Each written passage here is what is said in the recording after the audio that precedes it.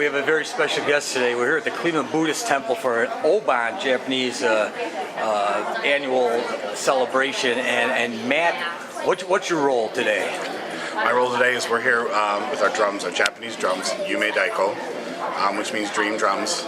We've been around the Cleveland area for 10, 11, 12 years. But we're here because it's part of the Japanese culture. Are you of Japanese heritage yourself, or how'd you get into it? I am not. I lived in Japan for 18 years. Wow. I lived there. My wife is Japanese. My kids. My son, who is up on stage today, he's Japanese and American. He was born in Japan, so it's all part of his heritage, his culture. Now, Daiko, is it still? How long has it been in Japan? Is it a historical thing? The drums themselves have been around for a long time, hundreds and hundreds and hundreds of years. They were, excuse me, they were used. I mean, in war as the war drums to go to battle. They were a lot of times used in festivals, in shrines and temples, and in local festivals. As a performance art like we're doing, it's relatively new. I'm going to say 60, 70 years old in that respect. But I mean, to give you a frame of reference, we don't have that particular drum here today, but there's one that was, when we reheaded it, it was marked on the inside. It was made in 1797. Wow. So that's over 200 years old. And one of the premier drum makers in Japan, that company has been around for close to 500 years.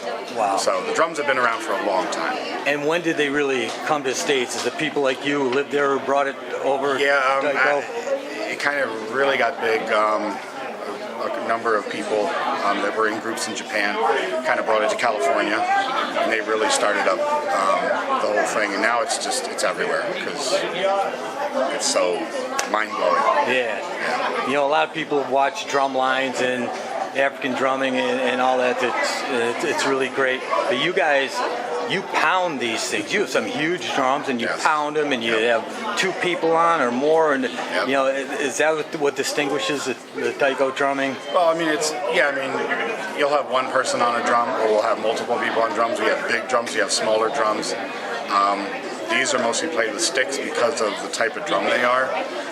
They're a little stiffer, if you will, so they require a stick to get better sound. But in terms of any kind of African drums or Western drumming and any kind of drumming in the world, all kinds of comes back to your heartbeat. There's always a basis to it. It's something that you don't need language.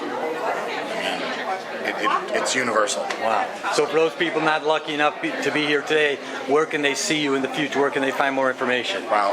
I would just look up, I'll spell it out, the name of our group, Yume Daiko, Yumedaiko.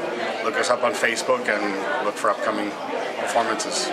We don't have anything scheduled right now, but stuff is coming, and we also welcome new members. All right, we're going to try it out. Come on by. We're going to give our viewers a little taste of what your performance is soon. Sounds good. And thanks for talking to us. All right, today. thank you. Appreciate it.